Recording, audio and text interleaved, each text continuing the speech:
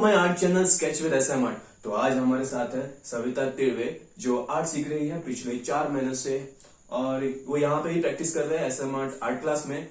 तो इन्होंने एक आर्ट वर्क बनाया है जो आप यहाँ पे पीछे देख सकते हो। तो हम इस आर्ट वर्क के बारे में अब कुछ बोलने वाले हैं। इस आर्ट वर्क से आपको भी कुछ बहुत सीखने को मिलेगा इस वीडियो से। तो हम शुरू करते हैं। तो ये है आर्ट वर्क जिसको बारे में आपको अभी बताना है, जो आपने ही बनाया है। तो बताओ। बताती हूँ। ये मैंने ग्राफाइट से बनाया है, मीडियम इसका ग्राफाइट है। ग्राफाइट मीडियम से? हाँ, ग्राफाइट मीडियम से। और पेपर मैंने 200 जीएसएम का यूज किया है। कैंसन का। हाँ। तो कैंसन का पेपर है 200 जीएसएम का और ग्राफाइट मीडियम है जिससे इन्होंने ये पोर्ट्रेट बनाया है। हाँ। तो अब इस पोर्ट्रेट में एक खास बात छुपी है जो आपको पता लगेगा। तो बता। खास बात मतलब इसका मैं पहले टाइटल बताना चाहूंगी। इसका टाइटल है टू फेस। इसका टाइटल है, इस आर्टवर्क का टाइटल है टू फेस। तो हमें बताइए पहले कि इसको स्टार्ट करने से पहले, मतलब इसको बनाने से पहले आपने क्या किया, कौन सी स्टडी आपको करने, मतलब कौन सी स्टडी की आपने? मैंने इसके पीछे की स्टडी है कि मैंने ह्यूमन एनाटॉमी की स्टडी की थी। हाँ, तो इसके लिए ऐसा पोर्ट्रेट बनाने के लिए हमें ह्यूमन एनाटॉमी की नॉलेज होना इम्पोर्टेंट है। तो हमें ह्यूमन एनाटॉमी प्रैक्टिस करके ही ये ऐसे पोर्ट्रेट बनाने हैं। हाँ। तो आपने क्या क्या सीखा था ह्यूमन एनाटॉमी में? ह्यूमन एनाटॉमी में इनके फीचर्स जैसे कि आंखें, नाक, कान और उनके लिप्स वगैरह।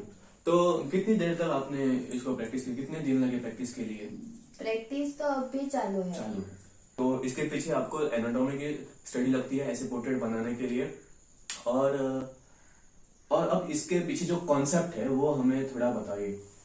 इसके पीछे का कॉन्सेप्ट ये है कि आप देख सकते हैं इसमें कि मैंने इधर एक ही पोर्ट्रेट बनाया है। हाँ। लेकिन एक व्यक्ति दिख तो रही है, एक व्यक्ति पर उसके दो फेस है। हाँ, तो यहाँ पे डबल एक्सपोजर इन्होंने लिया है। तो यहाँ दिख रही है एक व्यक्ति, मतलब एक ही पोर्ट्रेट है लेकिन उसी एक पोर्ट्रेट में इसी एक व्यक्ति के दो फेज है, दो सिचुएशंस है।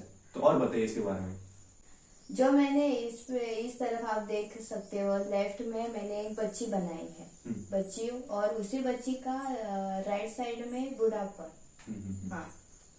तो ये जो मैंने बच्ची ली थी करीब 5 साल की होगी। हाँ। और उसी व्यक्ति का बुढ़ापा जैसे 80 साल की। हाँ। तो यहाँ पे दो फेज है लाइफ के। एक, जब एक व्यक्ति बचपन में होती है, बचपन में, तो ये यहाँ पे इस साइड में बनाया है तो वो उसका बचपन है और उस साइड में वो बुढ़ापा है। तो ये डबल एक्सपोजर करके इन्होंने दिखाने की कोशिश किया है। तो और बताइए इसमें क्या एक खास बात है, मतलब इसके पीछे कॉन्सेप्ट क्या है, क्या बताना चाहती थी आप ऐसे? हाँ। बना के ऐसे मैं बताना चाहती थी कि आप ध्यान से देख सकते हो तो इसमें उनकी स्माइल दिख रही है। हाँ। दोनों, जब बच्ची थी तो स्माइल करते हैं और बुढ़ापे में वो भी स्माइल कर रही है। तो इसका मतलब क्या आप दिखाना चाह रही थी? इसका मतलब उनका बचपन भी हंसते हुए निकल गया और बुढ़ापा हंसते हुए ही जा। तो यहाँ से हमें सीखने की बात है कि यहाँ पे एक थॉट मिलता है इस आर्टवर्क से। तो ये जब इसका बचपन था तब भी यहाँ पे इन्होंने स्माइल दिखी है और उस साइड में जो यहाँ पे बुढ़वा भी वो स्माइल कर दी है। तो उनका जो लाइफ था वो उन्होंने हंस के बिताया। तो इससे हम सीख सकते हैं कि लाइफ में कोई भी प्रॉब्लम हो, जब बच्चे थे तब हम हंसते थे, कोई भी प्रॉब्लम आती थी रोते थे और फिर हंस उठते थे, हम दुखी नहीं होते थे। लेकिन जब हम जैसे जैसे बड़े बनते गए तो हम दुखी होने लगे किसी भी कारण। तो हमें यहाँ इस पेंटिंग से हम, मतलब इस आर्टवर्क से क्या सीख सकते हैं? लाइफ में कुछ भी हो, हमें स्टार्ट से एंड तक हंसते रहना चाहिए, स्माइल करते रहना चाहिए। कोई भी दुख हो उसको झेलकर, उसको फेस कर हमें वो एंजॉय करना चाहिए और हमें खुश रहना चाहिए। तो हम इस आर्टवर्क से ये सीखते हैं। तो ये जो आर्टवर्क है वो आपको कैसा लगा ये हमें कमेंट में जरूर बताना। तो और इसके पीछे का आपको कॉन्सेप्ट कैसे लगा ये भी बताना, ठीक है? तो ये वाला आर्टवर्क जिसका टाइटल है टू फेस, जिसमें आपने डबल एक्सपोजर किया है, मुझे भी बहुत पसंद आया और बहुत अच्छा रेंडरिंग किया आपने। तो आप बताइए आपका एक्सपीरियंस कैसे रहा इसको बनाते वक्त? इसको बनाते समय मुझे अच्छा लगा और मजा भी आया, कुछ अलग सीखने को मिला इससे। और आपने क्या सीखा अपने इस आर्टवर्क से?